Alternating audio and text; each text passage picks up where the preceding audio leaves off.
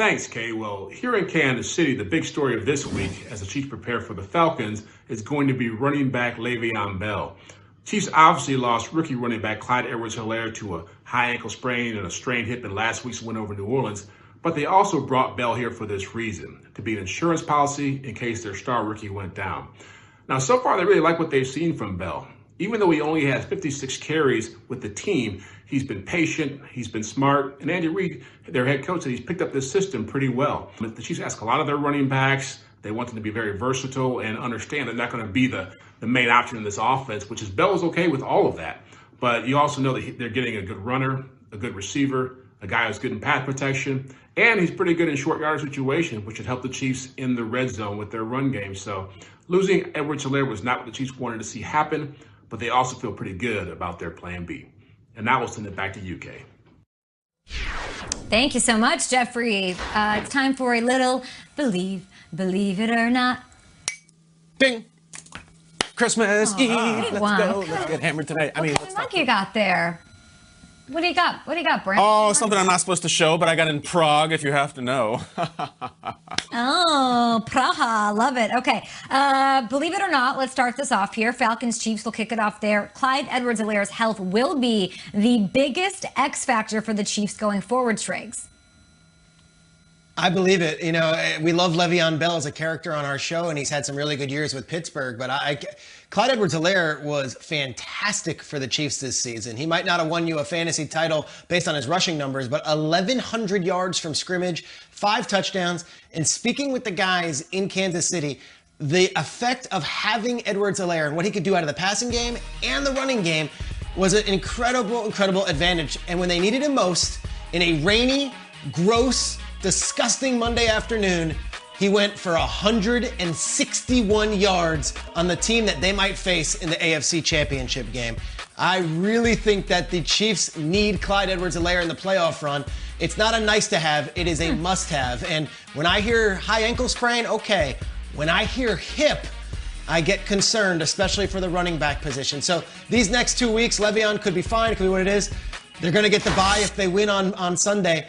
And then I'm thinking week 19, that divisional round, whoever it is coming into their building, I sure hope they have number 25 in their locker room and on the field. Because you know what? Damian Williams, he can't come back. He's already out for the entire season. And I think Le'Veon Bell, that's a big ask for him to carry the load the rest of the way. With all due respect to Clyde Edwards-Helaire and what he provided this year, he was phenomenal, both in the passing game, the run game, and also pass protection. I mean, he pretty much did it all. So I don't want to be dismissive for what he brought to the field. He's not the biggest X factor. The biggest X factor is the ex-MVP.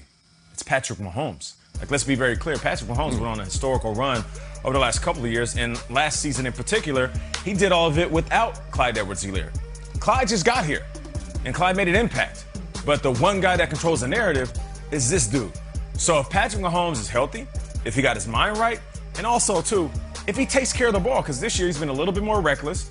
He pulled some Steph Curry, Dame Lillard pulling up from half court, a little bit risky throws, if you will. And he's going to need to address that in the postseason, because you're not going to be able to throw 3 picks in the playoffs and still scrape away with the win. So I feel like the X factor is Patrick Mahomes, because he's touching the ball every game, but more importantly, it's Patrick Mahomes taking care of the ball. Of course, it all starts with Mahomes. I just think the AFC playoffs are all hands on deck this year. These teams are going to be not just good, tough. Bills, Titans, Ravens, Browns, maybe Colts, who knows? All teams that hit and run. And listen, the Chiefs can win a couple playoff games without a good running game. Sure, they're good enough. Can they win the whole thing? I don't know. And I look at Le'Veon Bell, like, this is almost like he was born for it. And I think it's really interesting. I was listening to Jeffrey Chahida's report where he was saying he's a good runner, a good receiver. He's pretty good in pass protection. I think that's totally accurate. He's good. Is he great? I don't know. We've seen solid from Le'Veon, especially last week. We have not yet seen special. We have not seen Michigan State Le'Veon. We have not seen Pittsburgh Le'Veon. If we do, look the hell out. But I just feel like it's biblical. The exit from Pittsburgh, the sitting the year out, the year with the Jets. This is it. Like, you are in the Chewbacca seat next to Patrick Mahomes flying this thing. Tyreek, Kelsey, they're all going to do their thing. But there's going to be a game, maybe it's in the Super Bowl, I don't know. Maybe it's the divisional round where they're like, we got to run, and we need that rookie, and he's gone. Le'Veon, you're a thoroughbred here, dude. We need you. I don't know if he's up to it yet. I really don't. I think he's, to use one of my favorite words, I think he is one of the most pivotal players in the entire AFC playoff run. Nice, Kyle. And it's time. If you are the Le'Veon Bell that you always thought you would and change the position and a wide receiver, running back, this is it, buddy. Let's go. Let's rock and roll. Because if you don't have it, the Chiefs could get knocked off. The AFC playoffs are going to be a juggernaut. Hey, you nailed that pivotal. I'm proud of you, kid. Quickly to Schrager. You heard everything Kyle said. I'm hearing everything. I feel like I'm usually the one that tries to somehow poke holes in the Chiefs to make them a little bit more human. But this one doesn't bother me. What bothers you more? Because I went back and I looked at their playoff run last year. The run game wasn't exactly clicking. Patrick Mahomes was a leading rusher all up until the Super Bowl. Is it more what he means to that offense or more the level of play in the AFC like Kyle's saying? That's concerning. I think it's a combination, Kay. Great question. I really do. I think the Titans, the Colts, the Browns, the Ravens are coming on. All these teams, they're not scared of the Chiefs anymore. They're power teams. They want to run on you. And at some point, the Chiefs are going to need that running game. And I saw that Edwards-Helaire performance against Buffalo in the rain. 161 rushing yards. That's a huge, huge deal. They put it on him and he was able to deliver. I'm not sure one of these other running backs, Le'Veon Bell included, are going to be able to do that if they need him. I'm just happy the AFC is so interesting. It has been a long time since it's been this up in the air and competitive. No Patriots. I'm here for it. Okay, let's talk about another AFC powerhouse, or one that was a powerhouse, the Steelers. They can clinch the AFC North Division title with a win against the Colts or a Browns loss to the Jets, but it's 2020. We don't know how that's going to go. Unfortunately for Pittsburgh, their play has not been awesome of late. Their quarterback, Big Ben, was asked about the criticism that he has faced and his team has faced during this now 3-game losing skid. Well, shoot, I don't blame them. When you play like poo, you should get talked about like that. And so, I need to play better. So if I'm not giving them a reason to talk good, then I'm giving them a reason to talk bad. So that's all on me. I need to play better. I need to get more consistent with my play, and that's mentally and physically. And so I think when I play good football mentally and physically, then hopefully that'll trickle down to everyone else. A little bit too much poop talk in the AFC North for me this season, but I'll go to you, Nate, on this one. Believe it or not, Big Ben is not the biggest reason the Steelers have struggled in recent weeks. He said play like poo? Oh, man, that's bad football. Yeah. Well, how about you think about the times when it was like Winnie the Pooh and everything was sweet?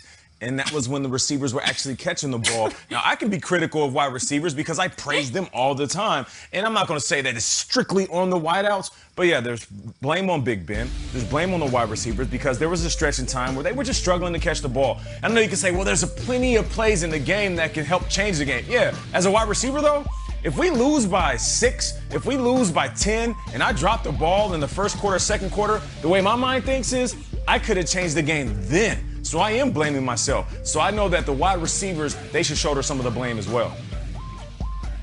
This is how you know Big Ben's a father now. He's using words like poo. And this is, welcome to my house. I distinguish between poo and poop for our children. It's disgusting, but like as a parent, there's different validation for each. However, both can be described to the Steelers offensive play right now. And I will have Roethlisberger be the biggest reason. You know what the biggest favor really in this come out in terms of hashtag narrative for Roethlisberger is the way his Steelers receivers are dropping passes. Because that put all the eyeballs there and not on the eyeballs in the fact that Ben Roethlisberger's, most of those passes are little dinks and dunks and here and here. Of course, not the one that we say as I pull it up. But yes, Roethlisberger is still the biggest reason. And I love whiny Roethlisberger.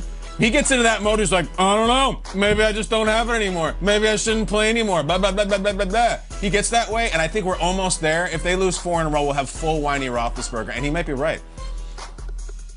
You know, no team in the history of the NFL has gone 11-0 and lost 4 straight games. No one's ever done it. You don't go 11-0 and then lose 4 straight games to finish a season. It's never been done.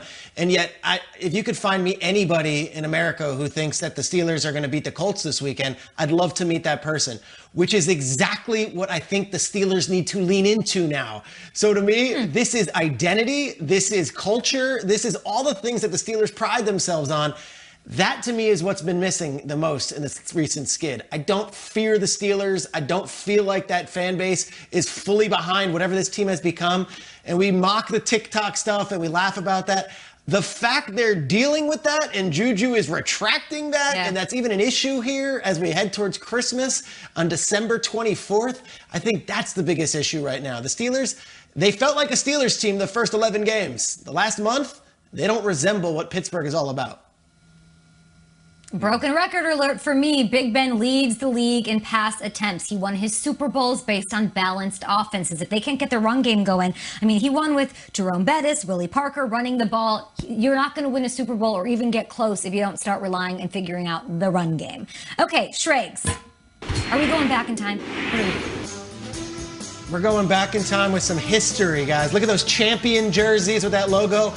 It's trivia time, and we're going back to the last time the Bills won the AFC East. It's 1995.